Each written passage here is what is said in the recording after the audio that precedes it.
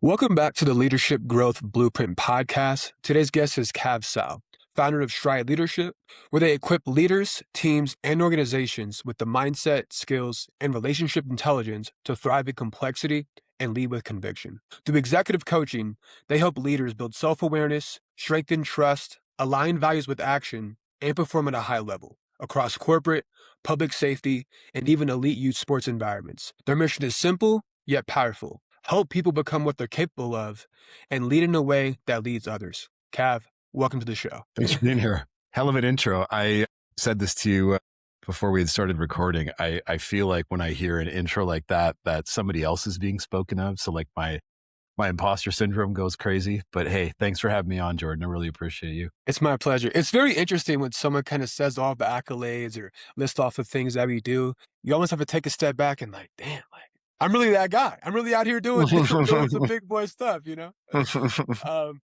Kav, if you can explain at a very high level, kind of what you do and kind of who you serve in regards to executive and leadership development. Sure. What I do is always a complicated question, but I think to bring it back down to, to grassroots is I'm in the world of human support. So what I had realized in my late 20s, which is about 15 years ago, is that my passion and what I wanted to give to the world and sort of what my outward energy would be in this lifetime would be to serve humanity. I didn't really know what that would look like.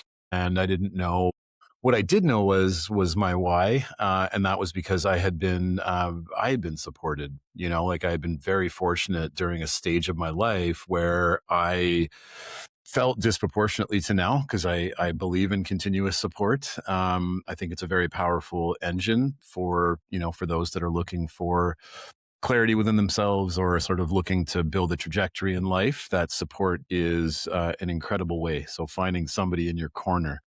So I had a couple of somebodies in my corner, into my late 20s, and that experience sort of propelled me into this. I don't know, it's pretty simple for me, Jordan.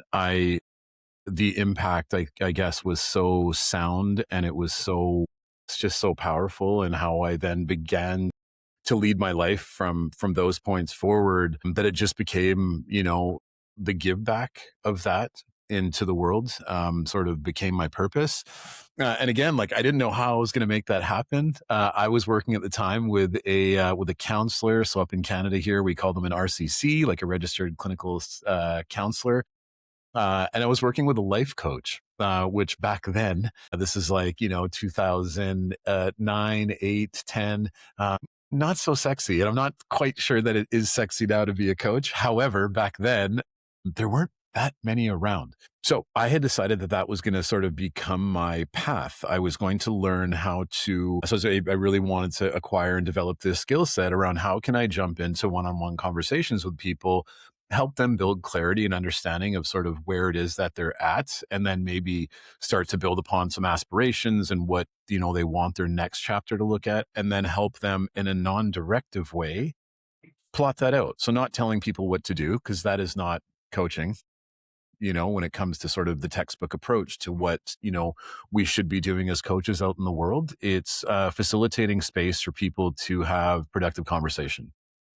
Not telling people whether they should turn left or right, but ultimately considering the possibilities at left and right, and then drawing upon, personal experience with other clients, and leveraging that in a way that's powerful and hopefully, gets people thinking more expansively and sort of inspires them to move in a certain direction.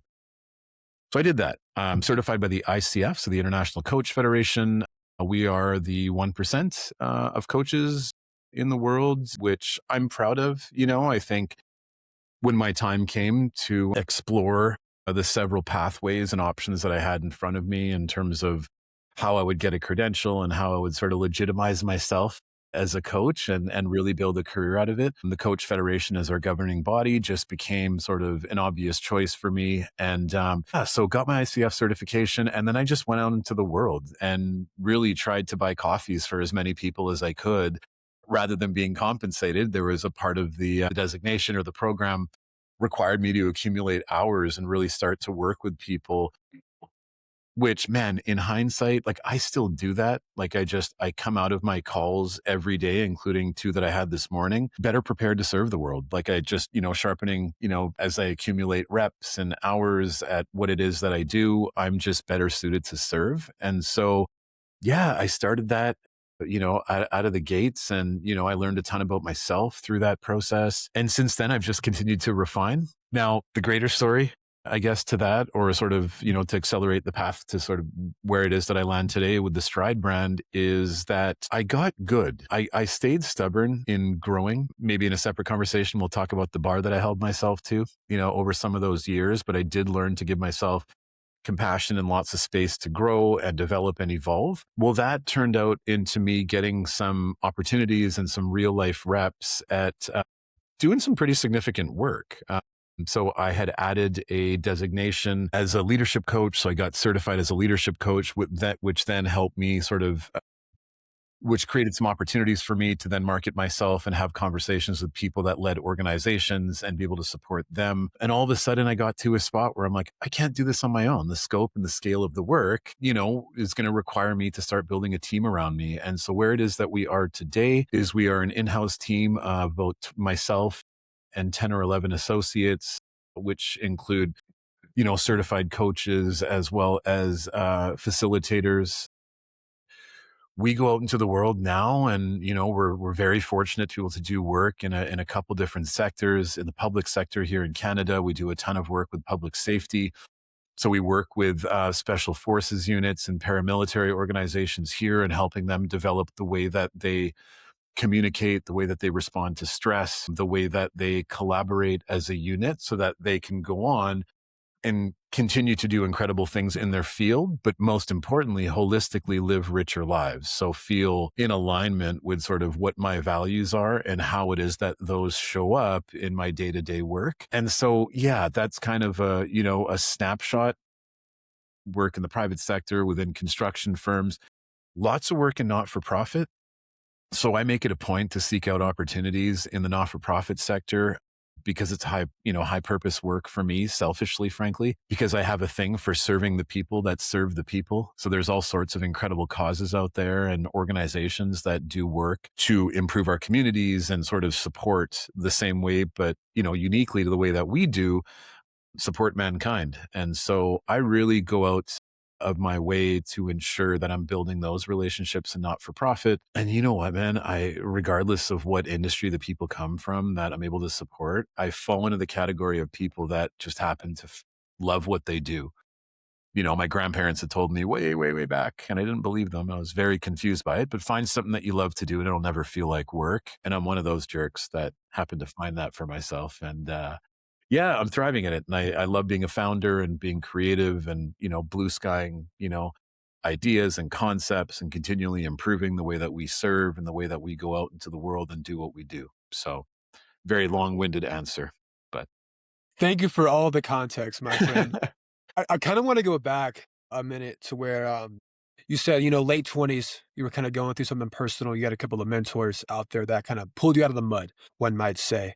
And it's very interesting because I feel like when you experience something like that, going through trials and tribulations, and you run into someone, or you go through a program, one might say, and your life takes a whole 180 flip. It's almost as if, because this drastically changed my life, I want to go out and replicate this process to somebody else. It's Unless you go through something like that, it's kind of hard to understand. Second thing I want to bring up is the stigma behind coaches. Look at the greatest athletes in the world. Look at the greatest entrepreneurs in the world. Who do they have on their side? Maybe as a silent partner, they have coaches. MJ had a coach. Tom Brady had a coach. You know what I mean?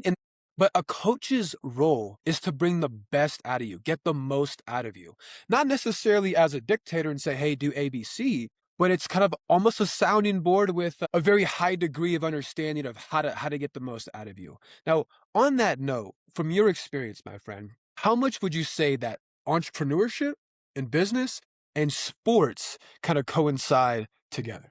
man, what a great question. And thanks for underscoring and highlighting that piece around, I think, stigma first off, right? I mean, why do I need a coach? Or, what's this person going to do for me? Here's what I'll share. So you'd mentioned Michael Jordan. So Phil Jackson, right? Phil Jackson never had to teach Michael Jordan how to play the game of basketball. I think what Phil Jackson was exceptional at doing, not just with Michael, but with other, the athletes that played under him or with him, was that he was world class at proposing other ways of maybe playing the game. So proposing maybe some shifts in approach to what was already a hardwired skill set. So work on, right? So the athlete, for example, works on the skill set and they go out and they shoot buckets and, they put up points and hopefully win the game. Phil's approach to coaching was again, just, hey, can I come in and offer alternatives, or can I offer can I be more expansive with my athletes and present different ways of approaching the sport?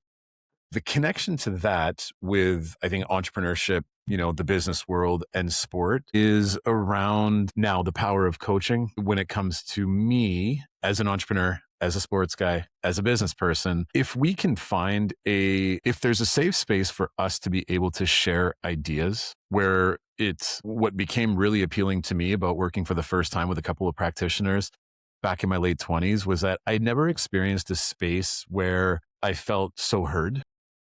Mm. Not just heard, but heard without bias or judgment. So being able to actually shoot from my brain when I wanted to, my heart when it felt right, and then, as we say, from my gut, right? Just on instinct, and not have the other person on the other side of the table. Old school back then, we did things in person, right? But I'd sit across from them and I would almost be waiting for them to jump in and either correct me or tell me that, well, that's not the right approach. Here's what you want to do. But rather, it was like an exploration of ideas, thoughts, and concepts, but with some really skilled people that were able to sort of help me make sense of my own thoughts and then essentially find my own path. So that, the nature of coaching, if you are in a relationship with a coach where you jump into a call and what they are doing is dictating how it is that you need to be living your life or playing your sport or leading your team or running, I think you should reconsider, but that's my bias. I think, the most impactful relationships allow for tons of space for the person on what we call the coachee's side of the call to be able to sound out and then, get some feedback where it could be valuable. And then also just, working with a coach that allows them to be more expansive in their consideration and their thought. Connectivity between, sport, entrepreneurship, business. I think the work that we put in, so Stride Leadership, like our values are very much rooted in this concept of self-leadership. So before we Mm. go out and lead anybody else or even make an attempt to lead the team or lead the classroom or lead the organization, the prerequisite to that is taking care of ourselves. And so you take care of yourself, right? We help you identify ways that you could do that, right? So we give you some data, right? We run you through some science, through some assessments, and then we give you a ton of exercises, lots of support in between through a coaching relationship. At some point, you're going to land and go, okay, wow, like I have a much stronger sense of self. Now, what is my application? What do I want to do with that? Right? So it's almost like getting a new pair of shoes. You get used to them. The lacing these up is a little different. Oh, okay. Makes my body feel, oh, okay. When I go for a run now, I'm not as sore. Cool. Where do you want to take them? Want to try the mountain trail? Do you want to go onto the track at the high school? Do you want to, right? Like, so the application and what it is that you do once you've sort of bought into this concept of, hey, I've got to take care of myself, then it's up to you. So whether you want to, thrive in business or as an entrepreneur or as an athlete or all of the above, what you've created for yourself is a baseline and a foundation, right? You've given yourself this clarity around kind of what your values are. We help you do that, right? To understand what matters to you most. And then our encouragement is operate from that place, Mm. right? Build an awareness, get used to it, think about it out loud, build, again, clarity along the path. You'll make mistakes, but when you operate from a place that is true to you, it'll feel good. So any of those realms, right? Any of those realms, and we can add a number more of different ways that people go out and apply what it is that they learn about themselves. I'm highly passionate about, which is this whole concept of being whole human beings and not placing people into a box of, well, they're an executive director at X organization. I'm like, oh yeah, cool. Do you have a family? Like, what's your backstory? you know, Exactly. How do you like spend your free time? Going back to what you said in regards to shoot, hold on, give me a second. I know what the frick you said, and I was gonna go off on this topic here. Leading self. Leading freaking self. How the F can you be a CEO of a company if you can't even CEO yourself, my friend? Or when you say, hey, I should get up at XYZ time, there's certain aspects of my personal life I need to work on. Your conscious mind is telling you this, yet you don't do this, you're not leading yourself. Like in the reputation of letting yourself down, confidence starts to decrease, your internal reputation decreases, which means, I know I'm going to sound crazy for saying this, but I'm a firm believer our inner world shapes our outer world. Okay. So if I'm letting myself down, right, that means in one way or another, I'm letting my team down. And I know that might sound crazy for some to kind of grasp, but in my life, it makes sense to me and it shows up pretty frequently in my life. And on the flip side of that, if my conscious mind says, eat this healthy breakfast, meditate for 15 minutes, hey, read this book, for whatever reason, I show up better in my workplace. I can lead better because I'm staying true to my own word. But more importantly, I'm leading myself. I'm listening to myself. And I feel like every individual out there has these thoughts, this internal dialogue on things that they need to be doing, yet sometimes for whatever reason we don't take action or we don't listen to ourselves, you know? yeah, I do. And that's well articulated, Jordan. And that makes perfect sense. Like dialing into the breakfast and, doing things that are good for you allows you to sort of, I guess the cliche would be that it allows you to pour from a glass that's full, lots of capacity there to be able to give. And you also get to share from a place of empathy and compassion and understanding that when people are up, at a time where maybe they're struggling or they're I do a lot of mentorship, right? So I work with a lot of I was going to call them kids. I was looking for the right word. I'll just call them kids in their 20s. God, that makes me feel old at 45. Is that you're able to mentor more effectively and you're able to share, not just anecdotally, but you're able to share real life experiences of how it is that you lead yourself. And me as a coach, like inspiration is everything for me. It doesn't mean that I need to sit with Jordan and tell him what I had for breakfast, but as you just shared with me, like that hit for me. And I'm like, you know what? Good on you, man. Like I'm somebody who's also very mindful of what goes into my body because I know that that is absolutely relates to my outward behavior and how it is that I meet the world and how the world meets me. So yes, I think that's a very important, yeah, it's an it's a principle that we really ground ourselves in, which is hey, hey, hey, hey, hey, team commander, hey, hey, hey, hey, CEO, before we teach you how to go out and take care of others, this is the level 100, which is, hey, where are you at? 100%. And thank you for articulating that maybe a bit better than I can. But that's essentially where I was going. I find it difficult within my own organization where if I'm not staying true to myself, if I'm not leading myself, I'm very short-tempered with my team.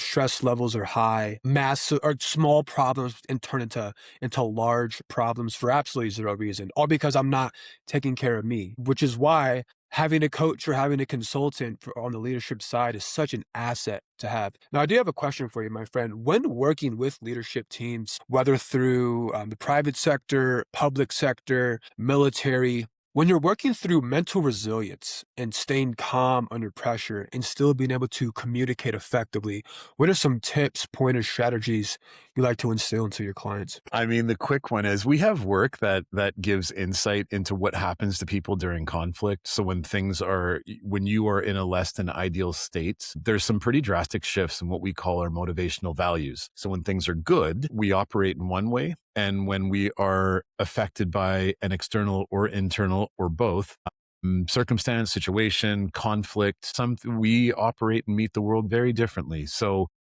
if one is interested in doing sort of the deeper digging on sort of what happens to me and why is it that I need to learn how to be more resilient, to maybe have more grit, which by the way, grit is the number one indicator, one's ability to be gritty and resilient. It's the number one predictor of success as Mm, by X. But yeah, so it's an incredible skill set which we work on a ton with our athletes, as I've shared with you a little bit. So understanding, first of all, what's happening to me when I go into conflict, that's work that we do. And we stay very busy within that work because organizations are very interested in learning where our opportunities are to optimize on our capacity and how we can do more and create more. Well, we know that, things lag and things shift when there's conflict and some of our people are not in a great place. What is the quick answer? I got some breath work. How much time you got?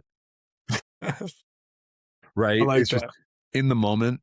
We have, again, with our athletes, we have something called a reset routine. So when you're out on the field, out on the pitch, out on the rink, on the court, we give you like a 5 to 10 second settle down your nervous system in the moment. So for direct application for athletes wanting their bodies to go out and do great things, we help you recalibrate your nervous system in real time. When it comes to the adults in the corporate world, for example, or just in life in general, you can do a reset routine quickly, but you still got to solve the thing that's going on at some point. Because otherwise, as you and I know, we've got enough years, in the world to know that that stuff doesn't go away. Mm. It festers. It's there somewhere for you. What I know in my world is that if that's a part of a relationship that you have either in your personal life or in your professional world or anywhere in between, that is going to impact your overall quality of life. Relationships matter, starting with the one that you have with yourself, but then your external relationships also have a huge impact on our ability to live a rich life. And so there's a lot of work involved in how it is that, we can become sustainably more gritty and sustainably more resilient. There's superpowers, I'll tell you that, right? If we can find a way to be able to persevere maybe through a given circumstance or through a given situation in order to just get the job done, incredible.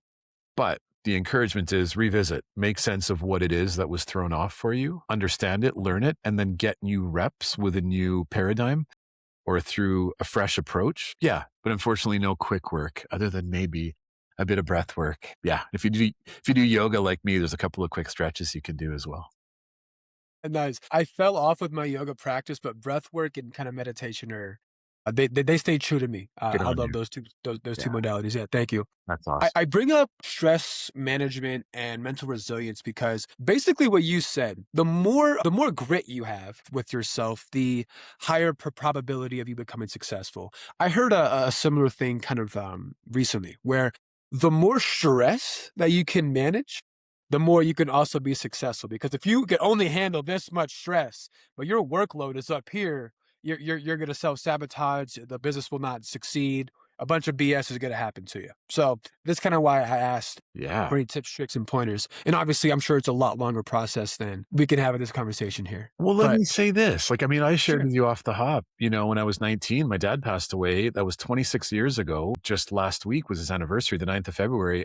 I What I've realized in more recent years, so as a dad as well, right? I got an 8-year-old and a 10-year-old at home, my wife. There's a lot as a founder, as right, like I'm still doing a lot of one-on-one coaching with like a personal book of clients outside of Stride, which I love. And then I do high performance coaching, which is my other certification that I have with athletes. I carry, so like there's a lot. I love it. If you were to, and I love all of it, if you were to observe me and watch me kind of navigate my day, Jordan, I'd be proud to tell you that this iteration of me, you wouldn't catch me in what I consider to be like a panic state at any point. Like you'd be like, oh, okay, there's a guy that kind of moves throughout the course of his day. He's, moving from call to call or meeting to meeting. And then, but in a pretty relaxed format. I'll tell you this. And and I guess to all your viewers as well, here I go. There's a thing that in my life, um, I've carried, which is what we call like a low tone type of stress. So this kind of ability to be so gritty and so resilient in some circumstances or situations where I've just become in some ways world class at, dare I say it, compartmentalize a bit of what it is that might really be happening for me. So what Mm, I've become extremely invested in the last couple of years, into my 40s particularly, is seeing myself a little bit more. So being willing to kind of dive a little bit deeper into, hey, is that thing there for me? Or am I just pretending that it's not? So whenever my default answer is, people are like, hey, Kav, how's it going? Long time no see. How are you? And I'm like, oh yeah, I'm really good. My introspection goes, fuck, did I just say that I'm really good? Truthfully, or is there something happening? Doesn't mean that I need to go out and address that with everybody that asked me how my day was.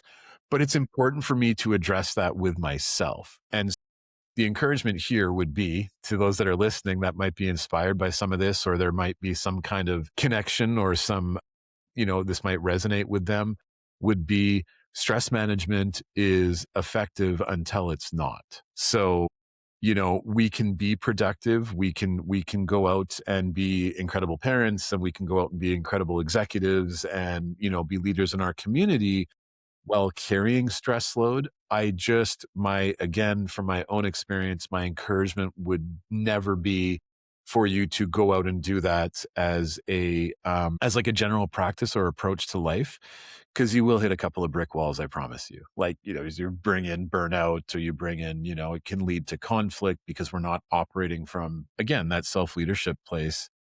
A part of the responsibility of self-leadership is to be accountable to self, right? And accountable to feelings and our experiences. And then over time to make sense of them, and then, as you've shared, when you're in a good place and you're not carrying conflict, you're taking care of your diet and you're really living in your values, well, then guess what? You go out and you go rock out your day, and you're able to help people and be supportive, powerfully.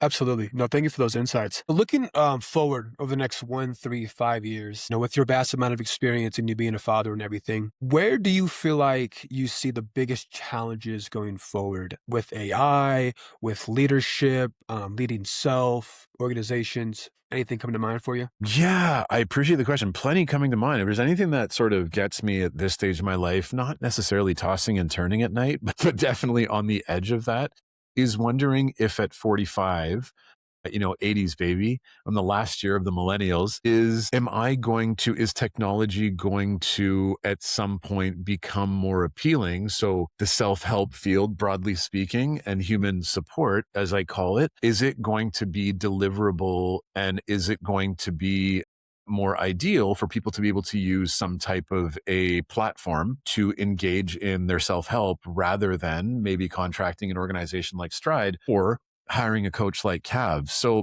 I'll tell you this, I'm not just sitting back chewing my nails wondering what's going to happen next. I'm happy to say that proud to say that I've got, myself, I'm willing to be expensive. I'm willing to not know what I don't know. And I very much surround myself with collaborators and people around me that are able to help me. I'm great with the blue sky, like the vision. The 1, 3, 5 year thing for me is probably the most enjoyable thing, that I do.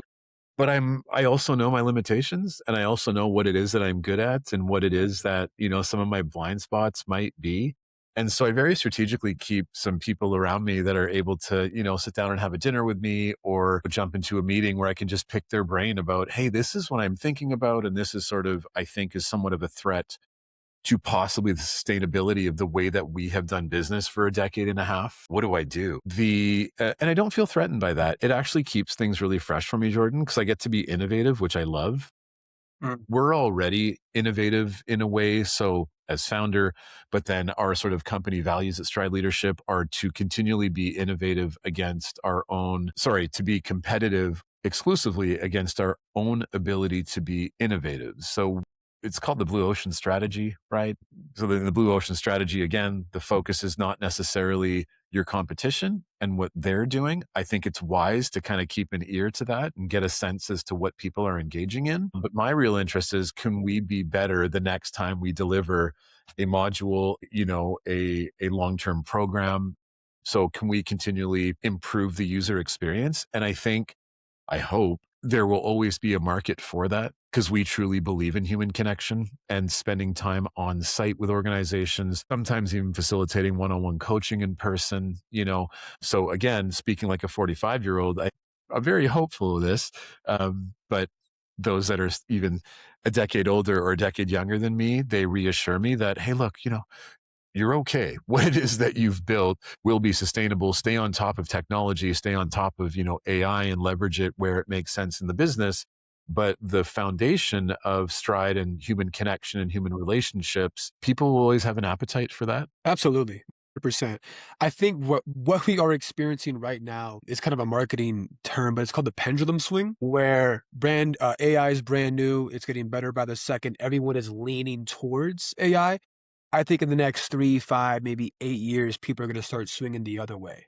Like, I want more in-person meetings. I want real human connection. I want a human to have helped me through XYZ problem, not AI. So I think we'll be in good hands. I don't think the future is as scary as people make it seem. We see all these crazy headlines on YouTube and Twitter and LinkedIn because that's copywriting. The job is to get you to click the video. The job is to get you Totally. to like their engagement post or et cetera. Yeah. We'll end it here. If they wanted to explore your work further, my friend, what's the first and best step they should take? Find me. Look, we're out in the world on strideleadership.com. You can take a peek and get sort of a general understanding of what it is that we do. Again, for an organization that really prides themselves on human connection, the best way for you to learn about what it is that we do and what our passions are is to find me. I love having informal sort of conversations and, virtual coffees with people to allow them an opportunity to ask questions and kind of build connection and build trust. And so, yeah, find me. I'm not hard to find. And I love making time for people to be able to get curious about how it is that, we might be able to support them. Absolutely. Any closing notes or anything you want to leave with the people, with the audience? Man, a huge thank you to you. Thank you for the good work that you're doing. I think there's obviously, several organizations out in the world today that do a version of what it is that we do. And I want to thank all of them as well. So anybody that is, watching or listening to this, that is out there doing the good work of, helping thy neighbor, and supporting them and living a richer life. Kudos to you. Keep up the high purpose work. What do I want to leave? I'll leave people by saying two things. One of them is you are probably more capable than what it is that you believe you are. Mm, And the second one is a prerequisite to all of the work that you may do on yourself. And that is be kind to yourself. amazing. I mean, it was such a good show. I had a great time talking to you, my friend. Hopefully, we can have you back for the next 6 to 12 months or something like that. Yeah. It was a real good time. Audience, thanks for tuning in. Until next time.